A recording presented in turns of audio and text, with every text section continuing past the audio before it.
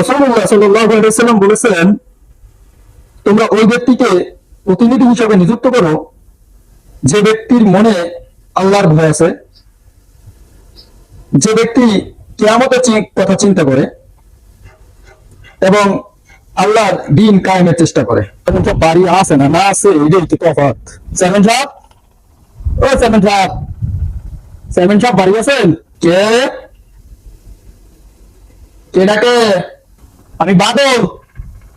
ও বাদল, আসো আসো, ভিতরে আসো।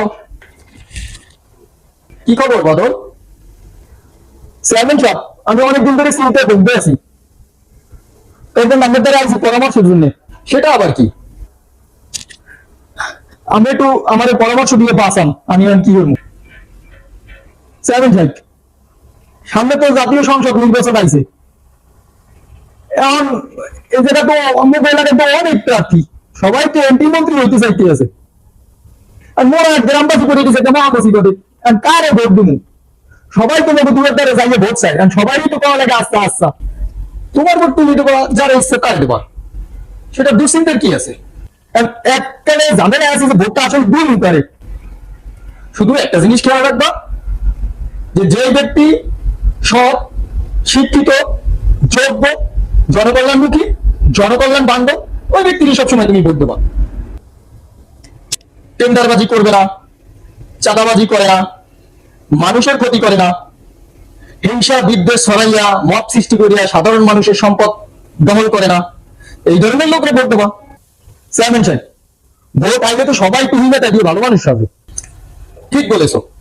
এখন আগে যাতে মসজিদে দেখবেন, হ্যাঁ সবাই মসজিদে যায় নামাজ পড়ে। এখন কেমনে বুঝবো এটা ভালো? নির্বাচন আসলে চোর বাটপার গুলো ভদ্র সাজে। চোর বাটপার গুলোকে দেখলেই বুঝে না যে আসলে চোর বাটপার। তবে এবার তো সে ধরনের কোনো সমস্যা নাই বাবু। এবার তো অনেকগুলো ইসলামিক দল আছে। ইসলামিক দল তো সত্যিকার অর্থেই ভালো। এই তোমার জালকারি 2 আসনে বাংলাদেশ জামাত ইসলামের শেখ নিয়ামুল করিম সাহেব আছে। শেখ নিয়ামুল করিম সাহেব শিক্ষিত, ভদ্র, স্মার্ট এবং জনকল্যাণমুখী, জনবান্ধবমুখী। সমস্যা কি? তাকে ভোট দেবা, সেটা একজন ভালো উত্তম ক্যান্ডিডেট। হ্যাঁ চেয়ারম্যান, আমি কিন্তু শেখ নিয়ামুলের কথাই চিন্তা করছিলাম মনে মনে। এবার তো ভোট কারে দেবে এটা অনেক চিন্তা নাই, শেখ নিয়ামুল করিম শেখকে দেবা, যেটা কইছেন সেইটাই তো ঠিক। শেখ নিয়ামুল করিমই এবার জালকারি 2 আসনে যোগ্য প্রার্থী, হ্যারই সংসদে করাইতে হবে।